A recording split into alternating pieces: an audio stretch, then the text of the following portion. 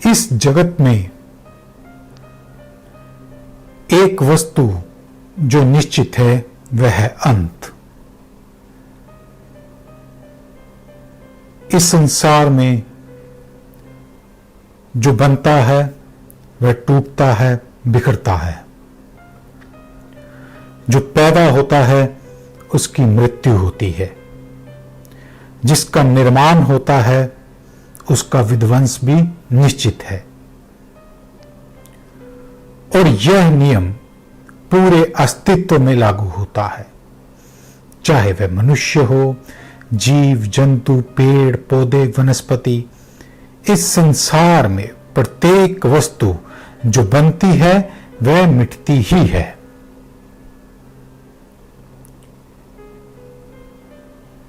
इस जगत के होने का एक बुनियादी नियम है और वह नियम है कॉन्ट्राडिक्शन। जगत का होना कॉन्ट्राडिक्शन के कारण ही संभव है, विरोधाभास के कारण ही संभव है। विरोधाभास या कॉन्ट्राडिक्ट का अर्थ यह होता है कि एक नियम तभी संभव है जब उसके विपरीत नियम कहीं ना कहीं अस्तित्व में एग्जिस्ट कर रहा हो, कहीं ना कहीं वह हो। जैसे पुण्य का अस्तित्व तभी समझ में आएगा जब कहीं ना कहीं पाप होता है। प्रकाश का महत्व तभी है जब इस अस्तित्व में, इस ब्रह्मांड में कहीं ना कहीं अंधकार हो। तो यह विरोधाभास है। काले का पता तभी चलेगा जब कहीं सफेद हो।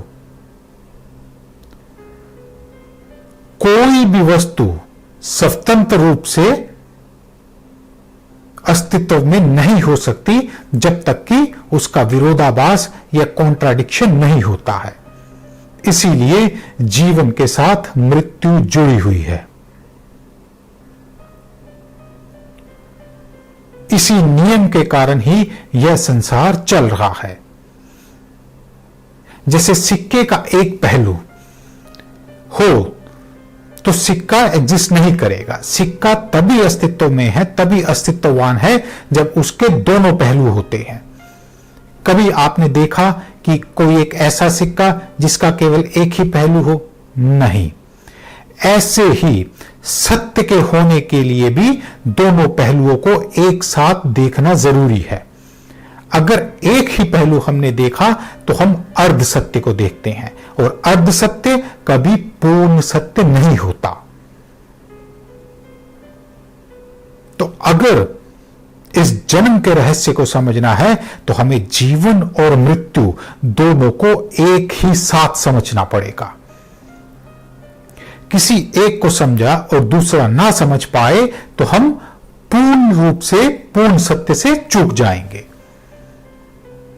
जैसे उदाहरण, गुरुत्वाकर्षण और स्मूथनेस दोनों जब बैलेंस मात्रा में होते हैं तब ही व्यक्ति चल पाता है।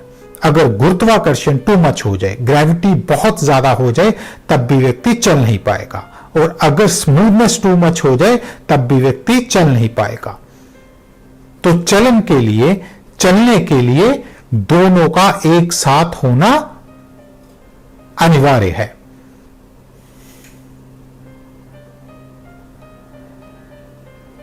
जीवन तो कहीं ना कहीं मृत्यु पे आके रुक जाता है, मृत्यु के छोर पे समाप्त हो जाता है। लेकिन एक वस्तु ऐसी है जो सदा चलती रहती है, जो कभी नहीं रुकती, जो कभी समाप्त नहीं होती, और वह वस्तु है यात्रा। किसकी यात्रा? इस आत्मा की यात्रा। यह यात्रा, यह जर्नी जन्मों जन्मों तक चलती रहती है, अनंत योनियों तक चलती रहती है। कई बार हम जन्म लेते हैं, कई बार मृत्यु की गोद में समाते हैं। जन्म मृत्यु पे आके रह जाता है, रुक जाता है, एक जीवन बीत जाता है। लेकिन यह जो यात्रा है, अनंत योनियों से होके जा रही है, यह जो जर्नी है, यह कंटिन्यू है, यह चलती ही जा रही है। क्यों इसका कोई अंत नहीं? क्यों कोई इसका अंत जान नहीं पड़ता? क्यों हम इसको अंत तक लेके नहीं जा पा रहे? कोई भी यात्रा तभी समाप्त होती है जब वह अपने लक्ष्य को पा लेती है, जब वह अपनी डेस्टिनेशन तक पहुंच जाती है, जब वह अपनी मंजिल को पा लेती है। यात्रा का आरंभ ही उसके लक्ष्य के साथ जुड़ा हुआ है। पहले हम लक्ष्य निर्धारित करते हैं, तभी तो हम यात्रा पर निकलते हैं ना।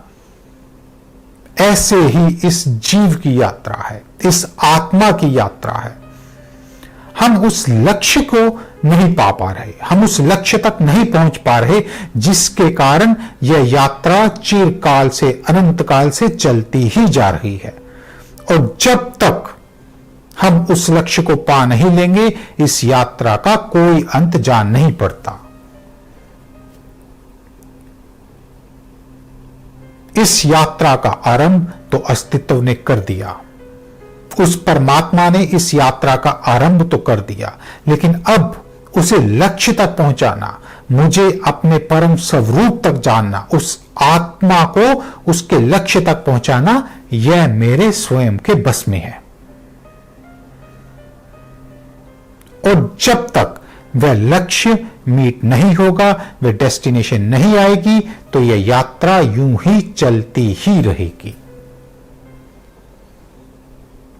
साधारणतः हम अपने जीवन में जो लक्ष्य बनाते हैं, वह लक्ष्य है धन की प्राप्ति, शिक्षा की प्राप्ति, परिवार की सुख समृद्धि की प्राप्ति। तो इस प्रकार के लक्ष्य हमारे जीवन के लक्ष्य हैं। मूल रूप से यही हमारे लक्ष्य बनते हैं। और जब एक लक्ष्य प्राप्त हो जाता है, तब हम दूसरे लक्ष्य की ओर अग्रसर हो जाते हैं। जैसे अगर मुझे धन मिला, थोड़ा धन मिला, वह लक्ष्य मेरा अचीव हो गया, तो मुझे और धन चाहिए। परिवार में जब किसी पति पत्नी की जब वे विवाह संबंध में बनते हैं, तो उनकी कामना है कि उनके पुत्र या पुत्री की प्राप्ति हो। अब संतान हो गई, यह लक्ष्य पूरा हुआ, तो दूसरा लक्ष्य आगे बढ़ते हैं कि इनकी शिक्षा दीक्षा अच्छे से हो जाए। अब उनकी शिक्षा दीक्षा अच्छे से हो गई, तब हमारा यह लक्ष्य हो जाता है कि इनकी शादी हो जाए। अब उनकी शादी भी हो गई, तब हम ये इच्छाएं करने लग जाते हैं कि नाती पोते हम देख सके। फिर उनकी शादियों की चिंता। तो हम एक लक्ष्य को पाते हैं और मन तुरंत दूसरे लक्ष्य की ओर अग्रसर हो जाता है। वास्तव में हमारा लक्ष्य उस अनंत के लिए था, लेकिन हम इन छोटे छोटे लक्ष्यों पर ही सिमट के रह जाते हैं, क्योंकि हमारी प्यास तो सागर की है, वो बिना सागर के बुझने वाली नहीं। चाहे हम जितनी मर्जी अंजुलियों से जल पीते रहें, अभी हम प्यालों से जल पी रहे हैं, लेकिन प्यास फिर भी नहीं बुझ रही। जब तक वह सागर तक हम नहीं पहुंचते, हमारी प्यास, हमारी क्षुधापूर्ति नहीं होने वाली।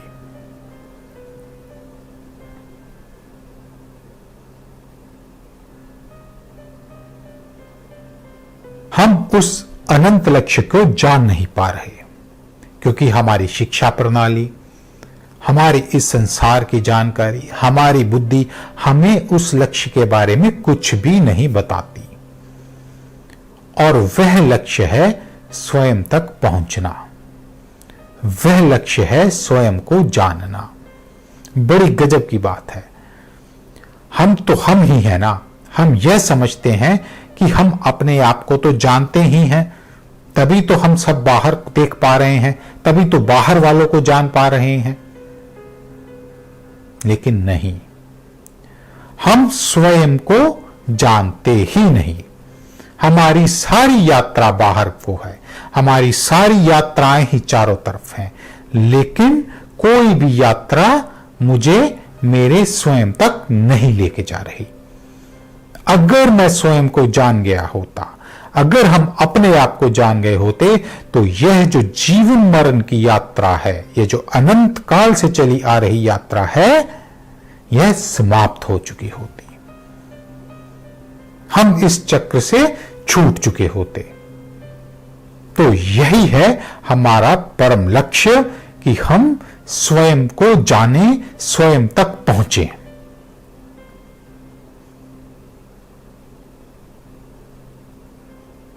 अब सत्य तक पहुंचने के कई मार्ग हैं।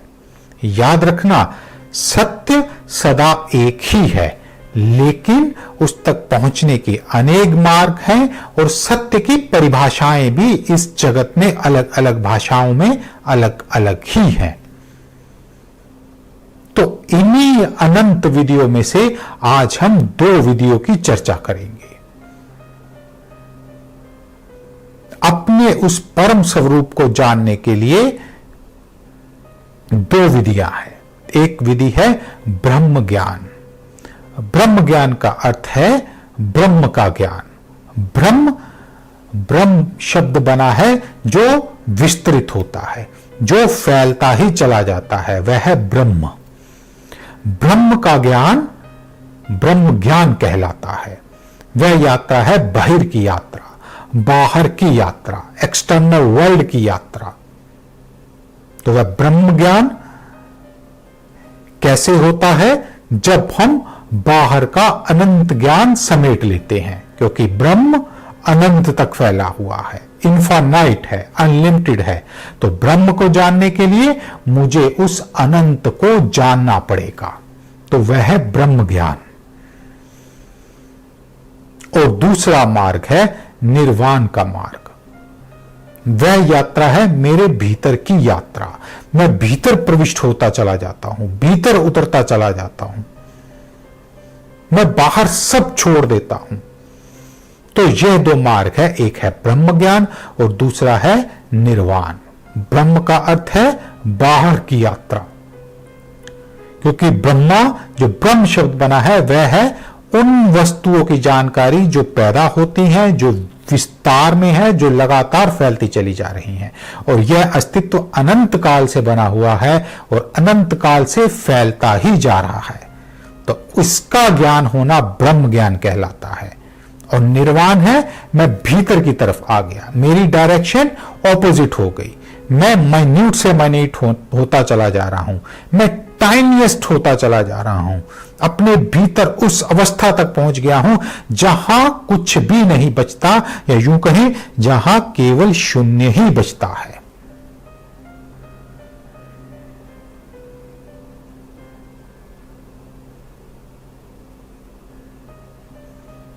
तो सत्य का अर्थ यह है कि मुझे मेरे अपने स्वरूप का पता चल जाए, मैं उसको साक्षी भाव से देख सकूं जो कि मैं वास्तव में हूं।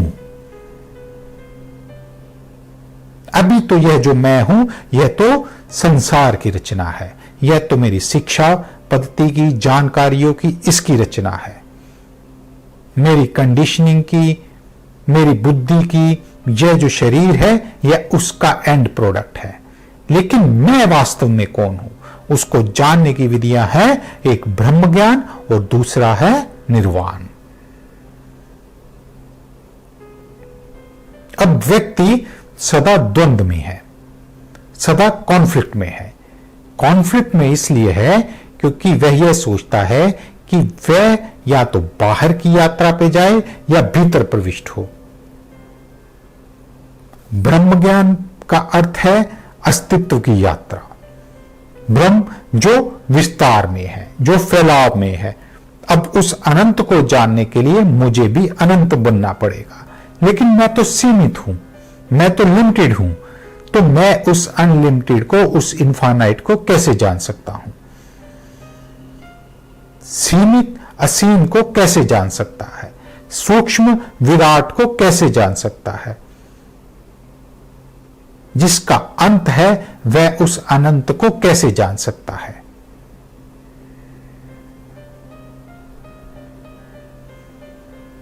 तो वह संभव है जब सीमित असीम में मिल जाता है।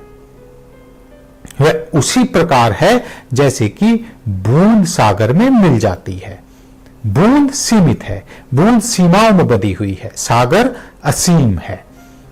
जब बूंद सागर में मिल जाती है तो वह अपनी क्षमताओं को तोड़ देती है, वह अपनी सीमाओं को तोड़ देती है और अपने अस्तित्व को मिटा देती है। तभी वह सागर हो पाती है। याद रहे, बूंद सागर को जान नहीं पाती, बूंद केवल सागर हो पाती है। ऐसे ही जब हम उस परम मार्ग पे निकलते हैं, उस सत्य के मार्ग पे निकलते हैं, तो हम सत्य को कभी जान नहीं पाते, हम केवल सत्य बन पाते हैं। इस चीज को समझ लेना। अगर हम उस परमात्मा की यात्रा पे निकले हैं तो हम उसे जान नहीं पाएंगे, हम स्वयं ही परमात्मा हो जाएंगे। क्योंकि अगर बूंद ने अपने अस्तित्व को कायम रखा, उसने ये सोचा कि मैं देखना चाहती हूं मैं सागर बनी हूं कि नहीं हूं, तो वह बूंद ही रही ना, क्योंकि अभी देखने के लिए तो बूंद का अस्तित्व बचा ही हुआ था, बूंद तो मिटी ही नहीं। तो बूंद को मिटना पड़ेगा सागर होने के लिए। तो व्यक्ति जब ब्रह्म ज्ञान में उस मार्ग पे उतरता है तो वह उस अनंत में खो जाता है, तभी वह जो सीमित है उस असीम में मिलके असीम बन जाता है। उसे जान नहीं पाता, वह असीम बन जाएगा, वह सत्य बन जाएगा, सत्य जान नहीं पाएगा। सत्य को जानना संभव ही नहीं, क्योंकि जो हमारे पास माध्यम है वह लिमिटेड है, और लिमिटेड से अनलिमिटेड को नहीं जाना जा सकता।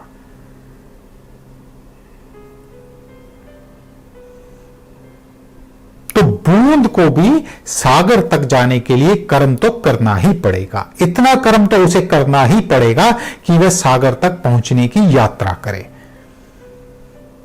बूंद कहीं दूर रेगिस्तान में पड़ी हुई है और वह कर्म भी नहीं कर रही कि मैं सागर तक पहुंचूं, तो वह वहीं विलीन हो जाएगी, तो वह उसकी सागर बनने की संभावना भी कोई नहीं।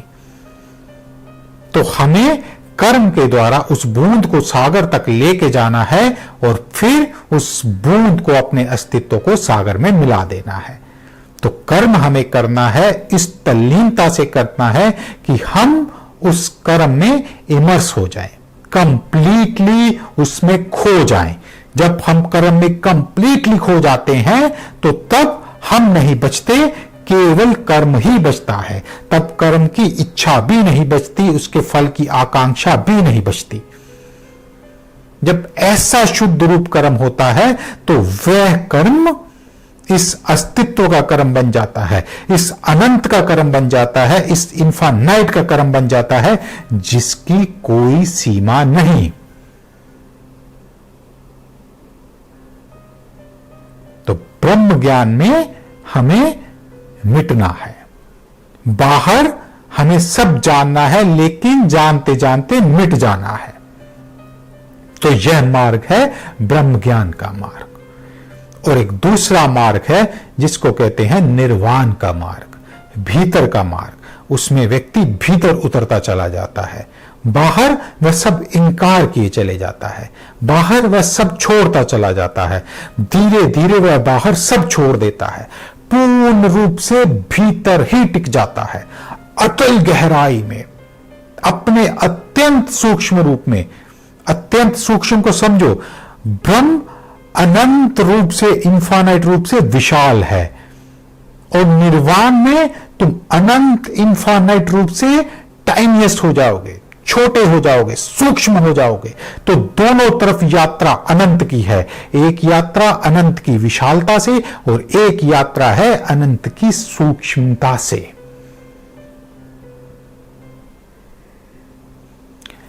मिटता व्यक्ति दोनों में ही है, ब्रह्म ज्ञान में भी मिट जाएगा और निर्वाण में भी मिट जाएगा।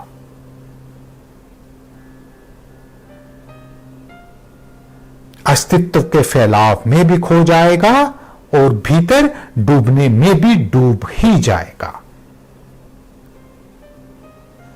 तो दोनों में हम मिट के वह हो जाते हैं जो कि हम वास्तव में हैं। हम अपने को जान नहीं सकते, हम वास्तव में वह हो सकते हैं जो कि हम हैं। जैसा मैंने पहले कहा, मैं सत्य हो सकता हूं, मैं परमात्मा हो सकता हूं, लेकिन उन्हें जान नहीं सकता, क्योंकि उसके जानने के माध्यम जो बुद्धि है, जो भाषा है, जो सिंबल्स हैं, वह लिमिटेड है, वह अपूर्ण है, वह कंप्लीट नहीं है। तो जो अपूर्ण है उससे पूर्ण को जाना नहीं जा सकता, जो इनकम्प्लीट है उससे कंप्लीट को जाना नहीं जा सकता।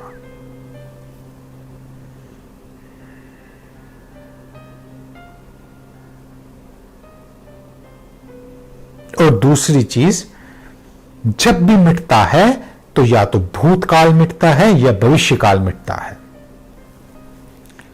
अब जब हम ब्रह्म ज्ञान में या निर्वाण में भी जाते हैं तो दोनों अवस्थाओं में या तो भूतकाल जाएगा या भविष्यकाल। भूतकाल में जो बन चुका हुआ है, जो विचार, जो शोक, हमारी अधूरी इच्छाएं, वह सब टूट जाता है। या भविष्य की कल्पनाएं, वह भी टूट जाती है, क्योंकि जब मैं नहीं रहा तो मेरी दोनों प्रकार की कल्पनाएं भी नहीं रहती, ना भूतकाल की ना भविष्य की आकांक्षाओं की। तो तब केवल एक बचता है और वह है वर्तमान।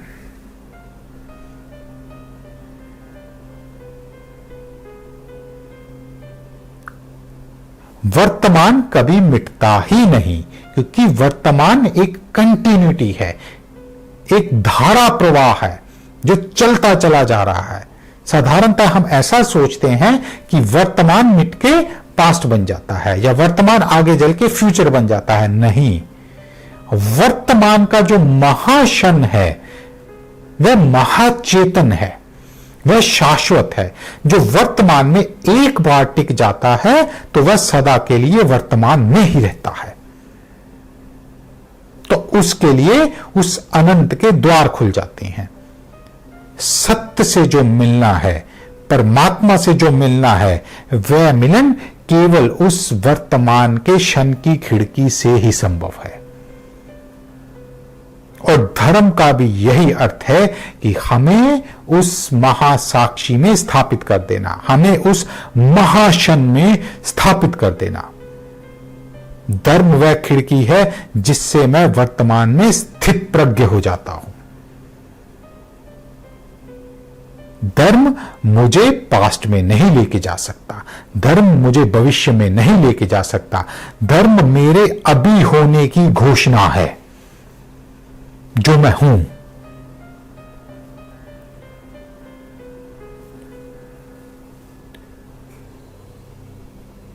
ब्रह्म ज्ञान में व्यक्ति ऐसे सोचता है कि बाहर सब परमात्मा ही है। जो भी बाहर दिख रहा है, जो भी अनुभव में आ रहा है, जो भी मेरे विचार सोच सकते हैं, वह सब परमात्मा ही है। इस जगत में परमात्मा के सिवा कुछ भी नहीं। मनुष्य, पशु पक्षी, वनस्पति, झील, नदियां, झरने, पर्वत, धरती या पृथ्वी, आकाश, चांद, तारे या ग्रह, सूर्यमंडल, सौर मंडल, आकाश गंगा, ब्रह्मांड, महा अस्तित्व जो अनंत तक फैला हुआ है, जो करोड़ों अरबों खरबों प्रकाश वर्ष दूर तक जो जो ग्रह उपग्रह है, जो भी यहां है, वह सब परमात्मा ही है। तो ब्रह्म ज्ञान में व्यक्ति महास्वीकार में जाता है, वह सब स्वीकार करता चला जा रहा है कि यह सब परमात्मा ही है, इसको मेरी महास्वीकृति है। अब वो बाहर सब स्वीकार कर लेता है। जब वो ऐसी अवस्था में जाता है तो उसके भीतर कुछ नहीं बचता। समझ लो, ब्रह्म ज्ञान में व्यक्ति ने बाह्य जगत में बाहर जो भी है उसे परमात्मा स्वरूप मान लिया तो उसका भीतर गिर जाता है, और जब भीतर गिर गया तो उसी क्षण बाहर भी गिर जाएगा। थोड़ी बात जटिल है, लेकिन समझो, बाहर का अर्थ भी तभी है ना जब उसके विपरीत कोई भीतर था। अब जब भीतर ही खत्म हो गया तो बाहर का कोई अर्थ ही नहीं रहा, तब वह एक ही बचा। ऐसे ही जब व्यक्ति भीतर उतरता है तो वह बाहर को नकारता चला जाता है। तो बाहर नकारते नकारते उसका बाहर सब छूट जाता है, वह भीतर से भीतर, भीतर से भीतर, अनंत भीतर प्रविष्ट हो जाता है। तो एक ऐसी अवस्था आती है जब बाहर गिर जाता है।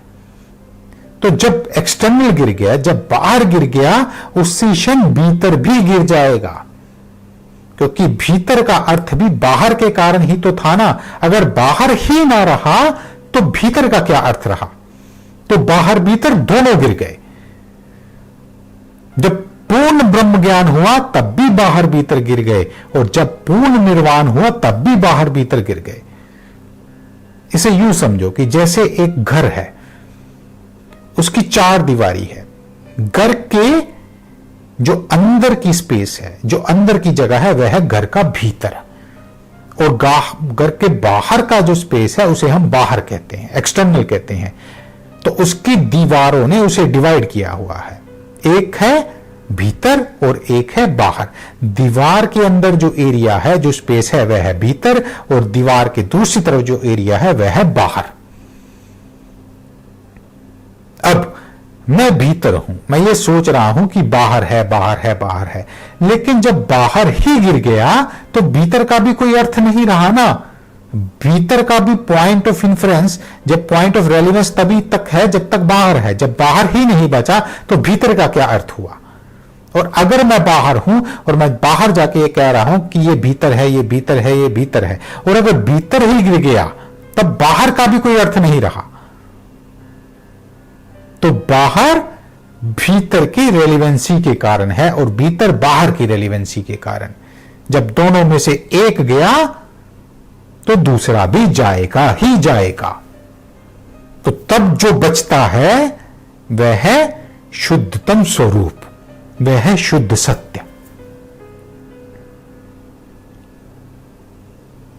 जब हम भीतर के मार्ग पे जाते हैं, जब हम निर्वाण के मार्ग पे जाते हैं, या यूं कहें जब हम ज्ञान के मार्ग पे जाते हैं या तर्क के मार्ग पे जाते हैं, तो अब हम नेति नेति के मार्ग पे होते हैं। नेति नेति का अर्थ है यह भी नहीं, यह भी नहीं, यह भी नहीं। जो मेरे बाहर है, जो मेरे शरीर से अन्यथा है, जो मेरे शरीर से अलग है, वह परमात्मा नहीं, वह सत्य नहीं।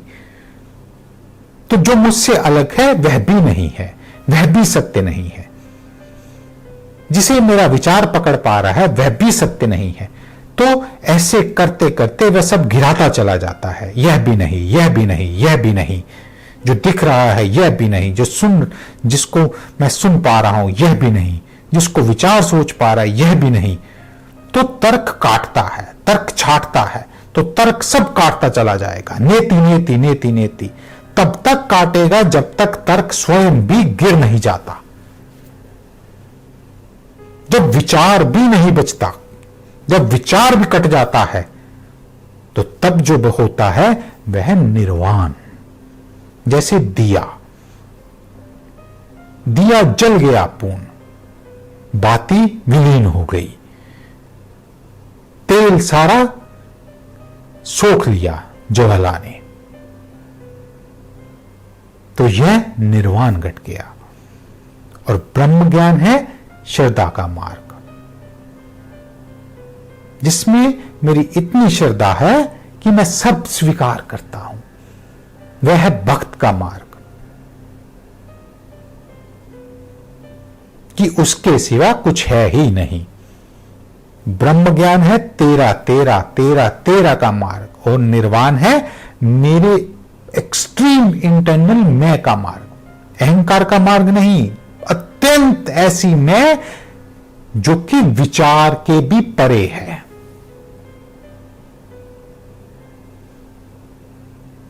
तो दोनों का एक ही लक्ष्य है, ब्रह्म ज्ञान और निर्वाण का भी, कि द्वैत से अद्वैत में उतर जाना। द्वैत का अर्थ है कि मेरे सिवा भी कुछ है, उस सत्य के सिवा भी कुछ दूसरा एग्जिस्ट करता है। जब तक दूसरा है तब तक सत्य नहीं है। जब केवल एक बचता है तो वह है अद्वैत। तो जैसे मैंने आपको बताया कि मार्ग चाहे कोई भी पकड़ो, अंत में तुम दोनों के पार हो जाओगे, बाहर भीतर दोनों छूट जाएंगे, तो तुम अद्वैत में प्रविष्ट हो जाओगे। हम अद्वैत में प्रविष्ट हो जाएंगे। तो उस अद्वैत में है महाशन, महावर्तमान, महाअस्तित्व जिसका कोई विभाजन नहीं, जो कि टाइम और स्पेस से पार है, जो कि काल और देश से परे है। जैसे आधुनिकता में विज्ञान कहता है कि इस ब्रह्मांड का निर्माण कैसे हुआ। साइंस की थ्योरी है कि बिग बैंग के कारण इस अनंत ब्रह्मांड का निर्माण हुआ। बिग बैंग है कि इस अनंत ब्रह्मांड को बनने से पहले कोई एक ऐसा अणु था, अत्यंत सूक्ष्म अणु, कि वह इतना छोटा था कि उसका एक गहन विस्फोट हुआ और वह अणु इतना फैल गया कि उससे पदार्थ और स्पेस बने, उससे मैटर और डार्क मैटर बना, उससे यह ग्रह, उपग्रह और उनके बीच की रिक्तता बनी। मैटर है जो कि सॉलिड है, जो कि हम आंखों से देख पाते हैं, जैसे ये ग्रह है, सूर्य है, चांद है, तारे हैं। लेकिन इन दोनों के बीच में जो दूरी है, जो स्पेस है, उसको कहते हैं ब्लैक मैटर। इन दोनों से पहले एक अत्यंत सूक्ष्म अणु था जो शून्य था, उससे यह पूर्ण ब्रह्मांड बना, पूर्ण ब्रह्म बना। तो विज्ञान इसको इस प्रकार से लेता है। और वह विस्फोट इतना घातक था कि प्रकाश की भी अनंत अगर तुम उसकी गति को भी ले लो तो उससे भी तेजी से यह ब्रह्मांड फैल गया। और फिर अलग अलग फ्रीक्वेंसीज के कारण अलग अलग धातुएं बनी, पृथ्वियां बनी, सौर मंडल बने। तो इस प्रकार से शून्य से ब्रह्म का निर्माण हुआ। और इसी प्रकार एक दूसरी घटना भी घटती है जब ब्रह्म वास्तव में शून्य में आके समा जाता है, जैसे कि ब्लैक होल्स हैं। तो ये सारे ब्रह्मांड के तारे, ग्रह, उपग्रह जो भी है, उस छोटे से अणु में आके समाते जा रहे हैं, उसको ब्लैक होल बोलते हैं। तो ये घटना, दोनों घटनाएं एक साथ घटती है। सूक्ष्म से ब्रह्म बनता है और उस ब्रह्म से ब्रह्म वापस सूक्ष्म में आ जाता है। तो यही है परम स्वरूप, जिसमें जीवन व मृत्यु एक साथ घटती है। अनंत जीव उससे पैदा होते हैं और अनंत जीव उसमें समाये चले जा रहे हैं। तो जब इन दोनों का अनुभव एक साथ घटता है तो वह अनुभव ही परम सत्य का अनुभव है। तो मार्ग चाहे कोई भी पकड़ो जो तुम्हारे अनुरूप हो, लेकिन सत्य तक वह तुम्हें पहुंचा ही देगा, सत्य तक वह आपको पहुंचा ही देगा। चाहे ब्रह्म ज्ञान में जाइए या निर्वाण में जाइए। जब एक को पकड़ा तो दूसरा छूट जाएगा और दूसरे के जाते ही पहला भी गिर जाएगा। और जब दोनों चले जाते हैं तब एक महाघोषणा घटती है, और वह जो घोषणा है वह यह है कि मैं यही हूं, मैं यह हूं, मैं हूं वह परमात्मा, सोहम, मैं वह हूं जिसमें भीतर व बाहर दोनों समाये चले जा रहे हैं।